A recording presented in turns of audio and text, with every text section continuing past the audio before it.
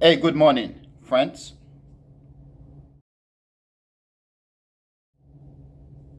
Today, my friends, is Tuesday, May the 5th, 2026, and the time now is 7:36 a.m. So, friends, I want to talk about South Africa.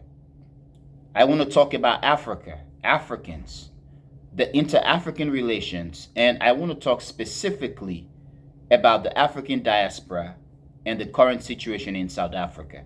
And in this case, friends, I am talking also specifically about the waves of attack on African migrants or African immigrants in South Africa. Now, friends, I want to make it clear immediately that what we've been seeing in South Africa, where we're seeing videos popping up on the internet, on social media of Africans, okay, other African immigrants or migrants, whichever phrase you want to use, are being attacked by South African vigilantes in South Africa.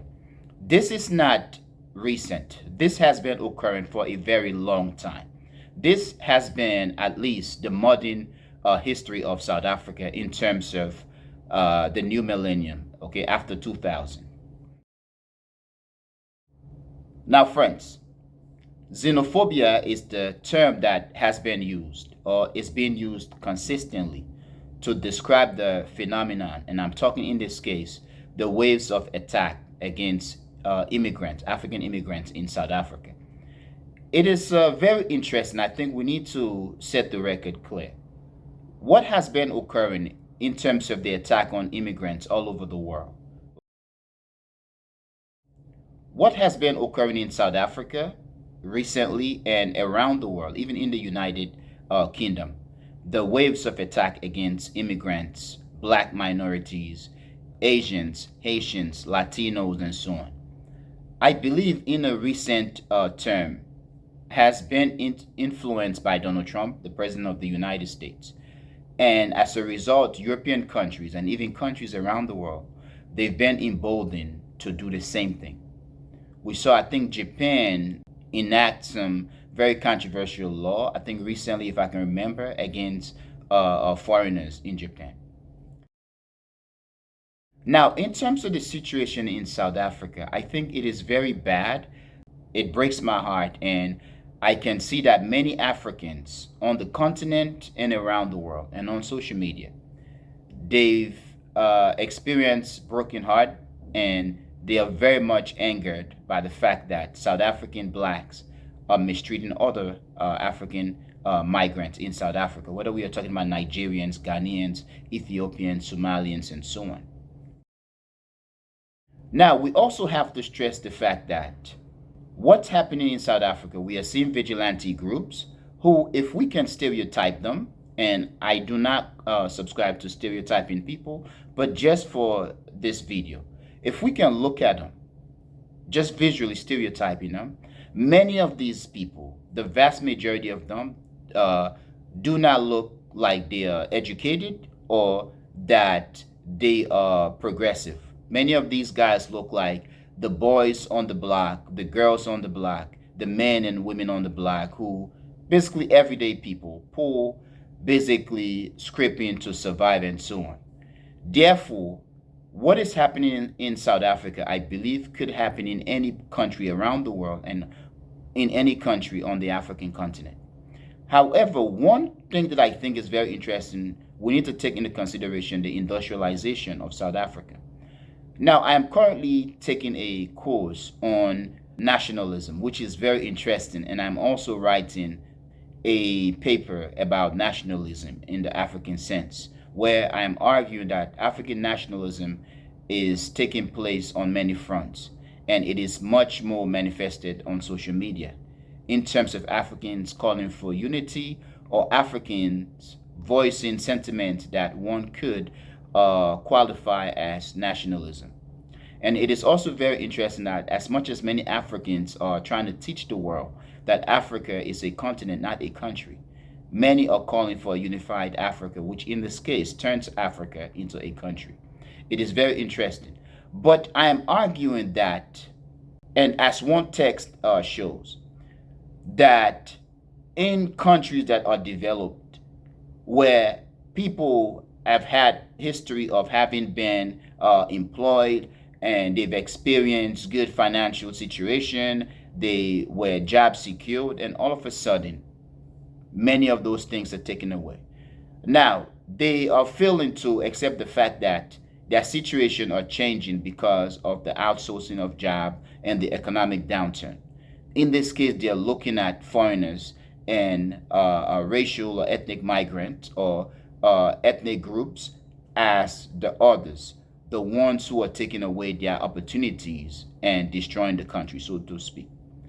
Perhaps I'm saying that because South Africa had been industrialized far more so compared to other African countries, where many South Africans, despite the fact that they may have been working the lowest and lowest and lowest paying job or value jobs in the country, all of a sudden they are losing these opportunities to other African groups from Nigeria, Ghana, Zimbabwe, Somalia, Ethiopia. And also, these other African groups are showing signs of success that many in South Africa are basically looking at them as the problem. So this, I believe, could have happened in any other African country where people have experienced economic success, and all of a sudden they are seeing themselves or they are perceiving that their success are diminishing as a result of the other. They will begin to attack the other. Now, the only sad part, as I also post in one discussion, is that what constitutes, what dictates, or what is being a catalyst or a factor in terms of blacks attacking blacks. There is a famous video of a South African social media star or so on, influencer, who basically told a Ghanaian man, go back and fix your country, which is not a bad thing. But then my question is your country, South Africa, fixed? Because there are many in the West, especially white supremacists, who will argue about South Africa being poor, poverty-stricken, and corrupt in terms of the government, and that violence in South Africa is rampant. And it is very interesting now. I'm taking into consideration recently with the president of South Africa, Ramaphosa's trip to the White House, where Donald Trump basically attacked him, and Elon Musk was there. Donald Trump stressing the whole idea of white genocide. With this happening in South Africa, where I am not hearing the white establishment in the United States or even in South Africa taking up for the black African migrant, because this basically shatter their perspective or their claims of white genocide by blacks, which in this case, it has been black on black crimes in South Africa. However, friends, I think the situation in South Africa could also be used by Donald Trump, Elon Musk, and white supremacists in South Africa and around the world to say, look, there is a violent in gang violence or crime culture in South Africa. They are so racist that they are attacking their own black neighbors. But also could be a strategy as a means to create a rift within the black community. Then they go after South Africa. Now, friends, in the past 2 years, we know that South Africa took Israel to court, to the ICJ, as a result of the genocide in the Middle East, in Gaza.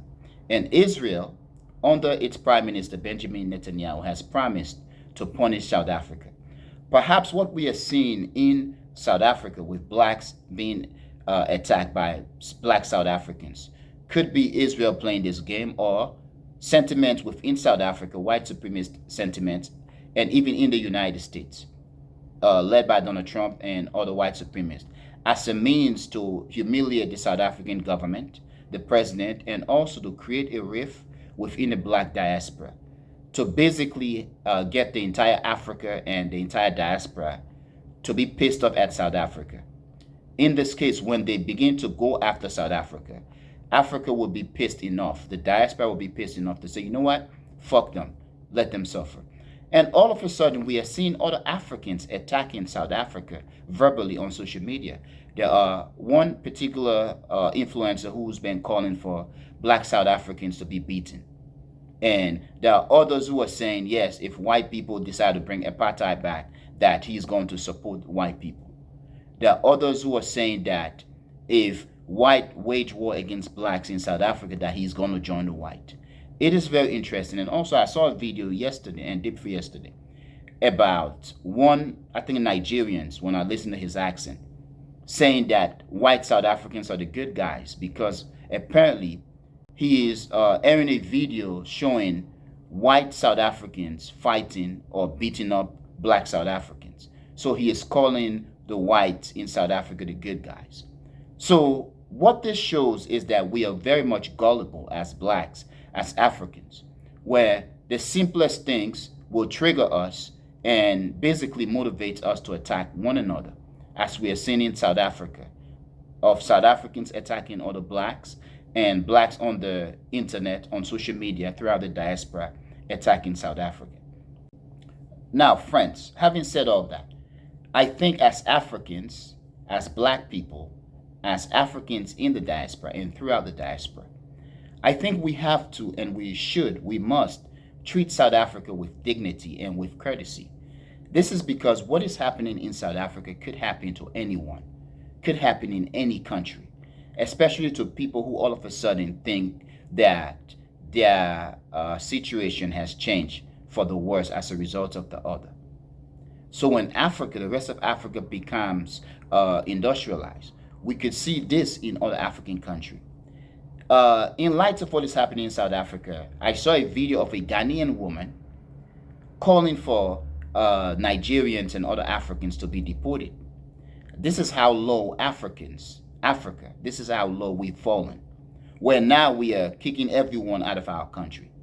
Friends, this is not only disgraceful, but it is painful, it is hurting, because when we kick other Africans out of our countries, can we stand alone? I am saying that we cannot and we will not stand alone. We are going to be defeated again. We are seeing what is happening in the Sahel with the Sahel Alliance leading a revolution. Just recently, we saw a mass attack in Mali, and the defense minister of Mali was killed by quote-unquote terrorists. We are seeing France, the United States, and other Western countries deploy troops to African countries, which they are going to use these countries as base or bases to basically infiltrate or attack the alliance in the Sahel, which in this case is basically to overturn the African revolution which is happening in the Sahel, which the Sahel Alliance have been leading. So with this, we are being defeated or attacked on one front. We are being attacked on social media. Donald Trump is basically pulling apart U.S. law, destroying the United States social fabric, and black people are losing their jobs left and right. So far, about 300 to 500,000 black women alone have lost their jobs as a result of Donald Trump's firing and destroying the American governmental system. With this, we have blacks in the United States attacking Haitians and other Africans or other black immigrants. Now we have in South Africa basically breaking the hearts of every African and every black in the diaspora by humiliating, disrespecting, and beating up other Africans. And as a result, other Africans are now having hatred for South Africa. What I think, once again, I'm going to say we need to treat South Africa with compassion, with love and dignity, and accept the fact that what is happening in Africa has to happen. It is going to get worse before it gets better. In the research that I'm doing, I am basically claiming that Africa, sub-Sahara has to unify, at least without North Africa. That is because of cultural, religious, and other differences. And even North Africans have been going their own way. On one hand, they will say that they are African when it suits them. On the other hand, they say they are Arabs. They are North Africans. When they say Africans, they mean blacks. So we have to unify. And also we do have a diaspora that is very large, and we have to accommodate. So because of that, there will be social, economic, and cultural constraint that, if you have a continental unification, could become problematic. Therefore, sub-Sahara, Black Africa has to go its way, and then recreate a stronger African Union and have a brotherhood, sisterhood alliance with North Africa, in which the border is open. We have free flow of trades and people throughout the continent or the various countries. But I'm saying that in order for Africa to unify, we need to have the big brother, big sister African countries stable, uncorrupted. We're talking about Nigeria, Ghana, South Africa, Ethiopia. We are talking about Kenya, the DRC, Democratic Republic of the Congo, and so on. But Nigeria, we will have to keep Nigeria peaceful and stable. But in Nigeria, a unified Africa, sub-Saharan Africa, will mean that the entire Africa will have to become Nigeria, because Nigerians are too many. We will have to accommodate their size. If we don't, we are in big trouble. But what I think is going on in South Africa, as Elon Musk and them have been pushing, not only trying to point to the weakness of South Africa, I think they are using the weakness of South Africa and Africans, or Africa, to attack Africa and Africans and South Africa. But also, I believe they want a splitting up of South Africa and or the destruction of the ANC. They want the destruction of the ANC. I apologize, that's my stomach growling. I'm hungry this morning. Elon Musk has proven himself to be a Trojan horse, a white supremacist, racist, and anti-Africans. And we are seeing many white Africans who, despite the fact that they might claim to be Africans, they are in bed with white Europeans and the ostracized Africans. They try to prove about how backward Black Africans are and try to separate themselves. Now, in South Africa, where you have apartheid, the destruction and the defeat and the humiliation of Black South Africans, apartheid collapsed and Black South Africans did not go for retribution. The whites were allowed to keep everything. They keep their economic size and their economic portion. They own the majority of the land in South Africa. Meanwhile, the South African government only has been trying to have an economic policy that brings blacks into the financial and economic system. And white South Africans, Elon Musk, and even their Western backers and Western institutions who have interest in South Africa are against it. So the South African government has been punished for far too long, for 30 years now, at least since the end of apartheid. With what is happening in South Africa, we have many South Africans, blacks, who've been calling for apartheid, where I think that some of these guys are just idiots, they're stupid. Or it proves that children sometimes, when they did not or do not suffer as their parents did, they are reluctant to hold the line. They want to destroy things. They are very much easily triggered, and they want to destroy the fabric of what was or what are, because they've never felt the pain. When you have Black South Africans praising apartheid system because they hate the current government, or they are pointing to the corruption of the current government, I think it is concerning. What is happening in South Africa, and as in the rest of Africa, it's not just corruption. South African governments and government all over the world and throughout Africa, they are infiltrated and compromised. In South African case, or South Africa's case, as it is the rest of Africa, these governments do not own the means of production. They do not own or control their wealth. Outside institutions do, and they are using it as leverage. When the president of the United States, Donald Trump, came into power, the first thing he did, he declared an economic war against South Africa and the rest of the world. basically pull out USAID and threaten countries and institutions around the world to bend to America's will. And those who refuse are punished. And recently, they've been pushing the so-called health agreement on Africa, where the last time I checked, about 22 countries have signed, where they have to turn in their data to the United States over 10 years. There are many Africans who are saying that this is problematic because African data are going to be transferred to the United States and Africa has nothing in return. I think we should not worry about the nothing in return. What we should worry about, population control, because this is a eugenic policy. The same United States that left the World Health Organization now want Africa and other African countries or countries around the world to turn over their health data. I think this is a population control scheme. Now, it is to me like you giving the Nazis, Nazi Germany, eugenics pills and eugenics vaccines and access to your population. And you're a Jewish community or black community or country. What the Nazis are going to do is basically carry out eugenics activities to decrease your population. I think this is what it's about. It is not all about storing data for market purposes. It is about access to African health, African record, African birth record, and so on. This, my friends, is as a means to dictate birth and so on and so on. I think we need to hold the line in South Africa. We need to treat the South Africans with dignity. But also we need to take into consideration that what we do not want in South Africa and in anywhere in Africa is white only, white controlled countries on the African continent, as Elon Musk and others have been pushing. Now, friends, please tell me what you think, and I really, really want to know what you think. However, friends, I'm going to end here. I want to thank you for being a member of the Echoing Voice community, my friends. But most especially and most importantly, or most important, friends, I want to thank you a lot for watching the Echoing Voice. Peace, my friends. Peace.